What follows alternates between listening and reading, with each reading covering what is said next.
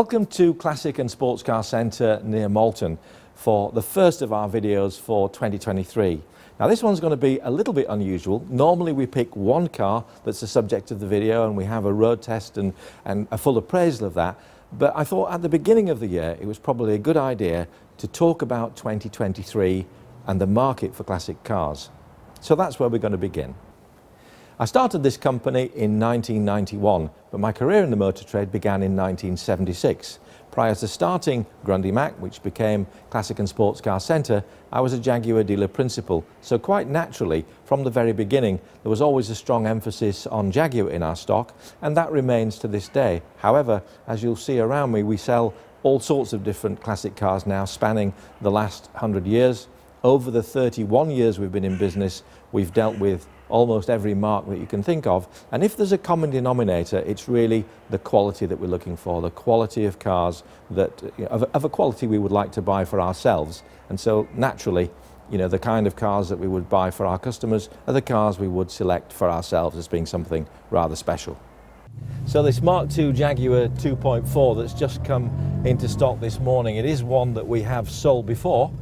And I'm going to use it to take a trip down to Malton Coachworks now.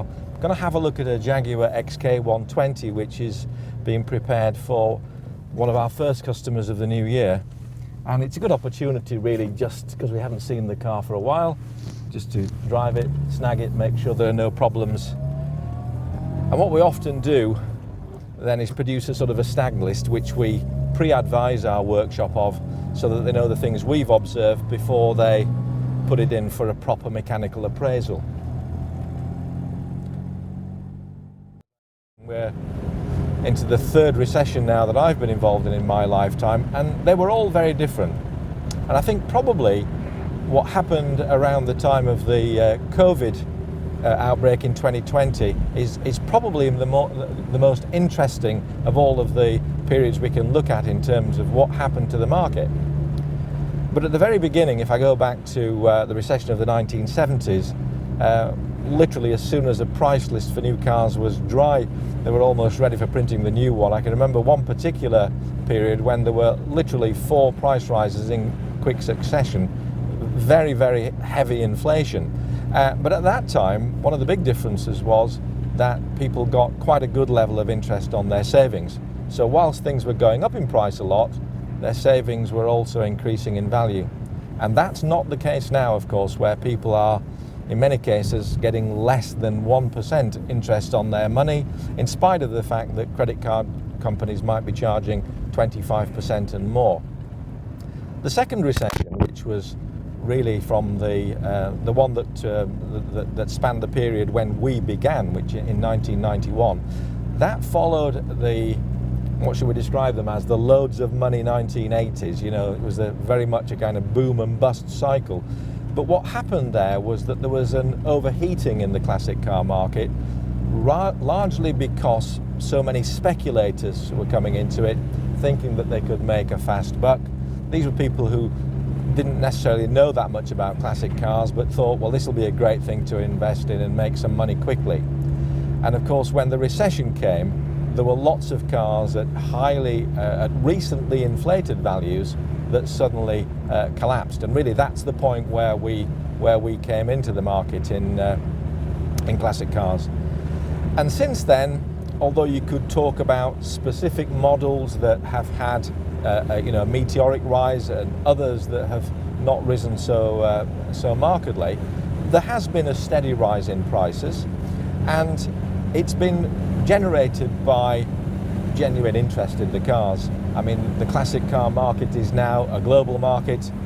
The E-Type market in America is probably even stronger than the E-Type market here in the UK. But it's an enthusiast-based and demand-based rise in prices because there's a finite number of cars. And although things that are collectible change with every decade, overall, if one spans the whole 100 years really of classic cars that we're involved in, there has definitely been a steady rise, and the only weakness that we're seeing really is among some of the more humble cars of the 1920s and 30s. So what about now? We're in the the middle of another period of extraordinary inflation. The headline rate I looked at the other day was about 11.4%. But I think most people realise that that's total bunkum. I mean, everyone knows how much their electricity's gone up, how much their food's gone up. I think the real rate of inflation could well be into more than 20% now. But whatever that figure is, the amount of money people are of interest people are receiving on their savings is definitely not commensurate with that, and that's what's new.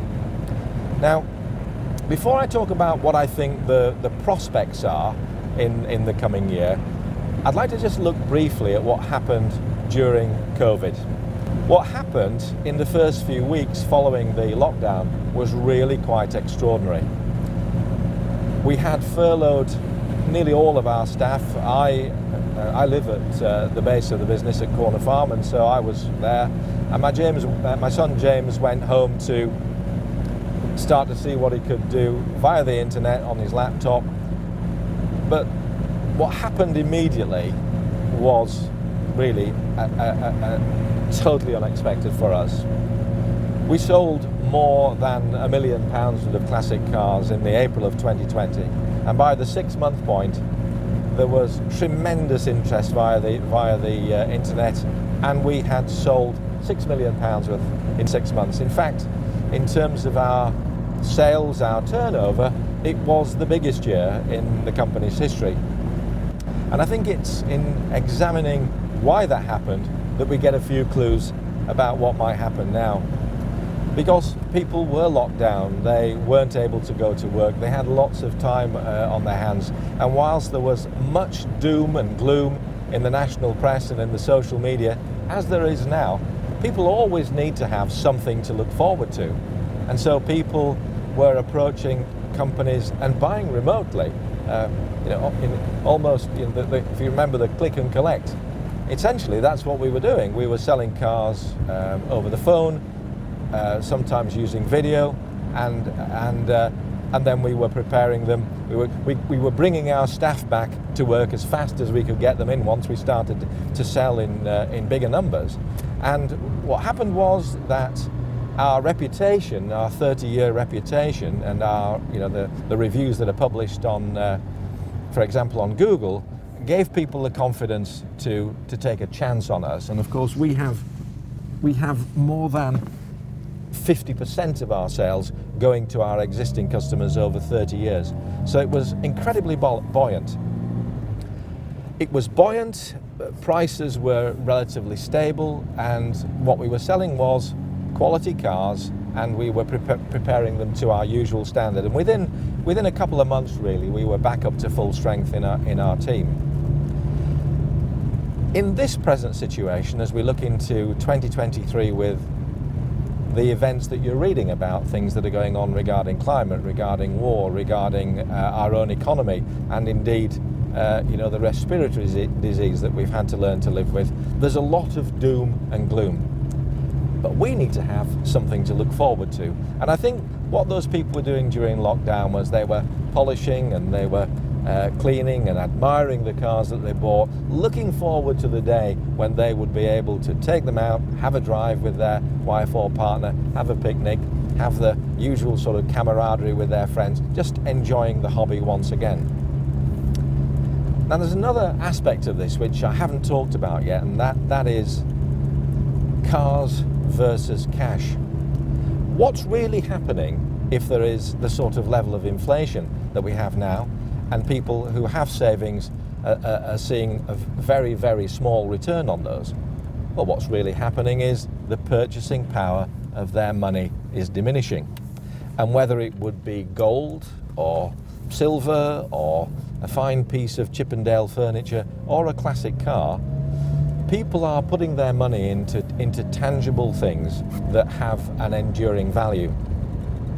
Now, no one can predict the future, and I'm not here to give anyone formal investment advice, but I can look back in history and see that over quite a long period of time, classic cars have been the highest performing investment class. And what that means is that they've demonstrated an ability to survive the ups and downs of our economy over quite a lengthy period of time. And we believe that that's what's going to continue to happen.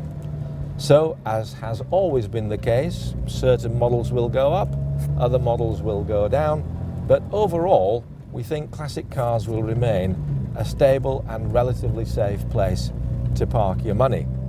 And unlike the piece of gold or the Chippendale chair, you can actually go out in this and you can enjoy yourself, you can have some fun. So it's not just an investment, it's a lifestyle choice that you can enjoy. So, talking about cars from the perspective of investment, one of the things that is happening, it's observable to us, is that some people seeing very low returns on their money are deciding that this is the time they ought to improve the car they have. This is the time that they ought to invest some money in the car that they perhaps have had for a number of years. In the case of this particular example, this was an abandoned restoration, really, a car that had been completely dismantled, and it's now been sold with a view to having a complete restoration to show standard. And when I say that, I'm talking about the objective here is to make it one of the very best 1957 Thunderbirds in the country. This sort of work tends to be viable financially on the cars that are of higher value. Though some people spend money on restoring classics that are of low value simply because they're of sentimental value, might have been granddad's car, and there's a particular reason why they want to restore it to its original condition. Now, in spite of what might be happening in the economy more generally, we are dealing with assets, with cars that have an enduring value, and we've got a lot of confidence in the future for these types of cars. As a result, we're making a big investment, which we hope to begin in the spring, in a new development where our showroom is at West Napton, a 30,000 square foot new build, which will then bring in our body shop, trim shop, garage and sales pretty much all on one site.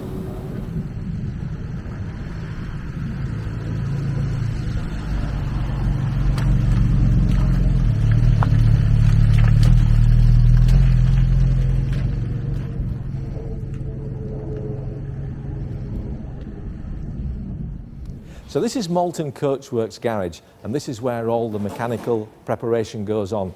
You'll see two categories of cars around me. Some are cars which are having a full restoration. They've been to the body shop and they're now coming for the mechanical part of the restoration. And other cars belong to the sales department. Now, the way we do things is that every car that we buy or take in part exchange comes here for a full mechanical and electrical appraisal. It also has a function check. That produces a list of things that may be required when we sell the car to a new owner. That work and a fresh service is always done before the car's then delivered. So what about the classic car market for 2023? Well, you've heard me say that we're very positive about it. We can say that over quite a long period of time now, classic cars have been a very important investment category. In fact, there's been a long period when classic cars were the highest performing investment class. Prices of the individual models, of course, have varied a lot, sometimes affected by the popularity of a particular make or model by a television series. Think of Inspector Morse and the Jaguar MKII, Endeavour and the Mark I, even Kingdom with Stephen Fry and the Alvis TF21 drophead. Probably the most striking example of this is the effect on Aston Martin prices of the James Bond Aston Martin DB4 Vantage. Some people think it was a DB5, but it was actually a DB4 Vantage. I can remember having a DB5 in 1993 and selling it for £22,500. Much later, I had another one in the showroom, a DB6, one of the last 30 made and fuel-injected one in a beautiful colour of turquoise. $29,995 was the price on the screen, and I was quite worried about a single car having that much money invested in it. That car today could be worth 2,000% of what it was worth then.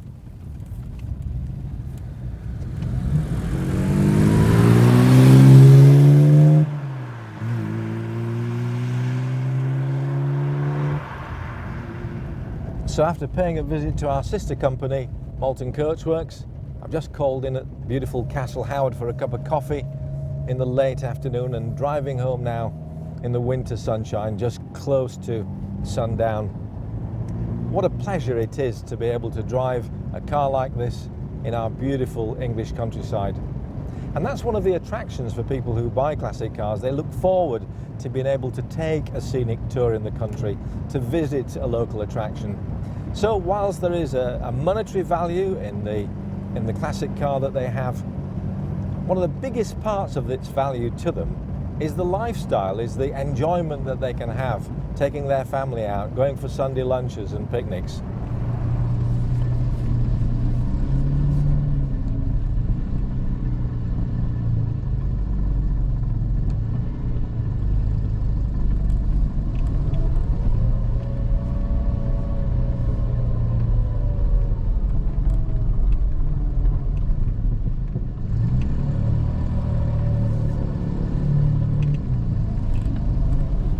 So this Mark II Jaguar 2.4 has performed really well. Must have done about 30 miles in it today. Actually, it's quite unusual having power assisted steering, which makes it pretty effortless to drive. It's quite similar to a car that my wife and I had in the 1980s. That was the 1969 Daimler V8 250 in Willow Green. That car we bought back about 15 years ago, but we sold it in 1990 when it was worth about a sixth of the price it's worth now. The rise in value of that car is totally eclipsed by another vehicle that we had, a Series 2 E-Type Jaguar 4.2 2+2. We had that car from 1985 to 1988, and it's now worth 15 times as much as it was then. I can remember the green Daimler with two child seats in the back of it. I remember having quite a struggle to get any mountings to put child seats in those days. We were a 2+2 family then. When we became a 2+3, sadly that particular car had to go.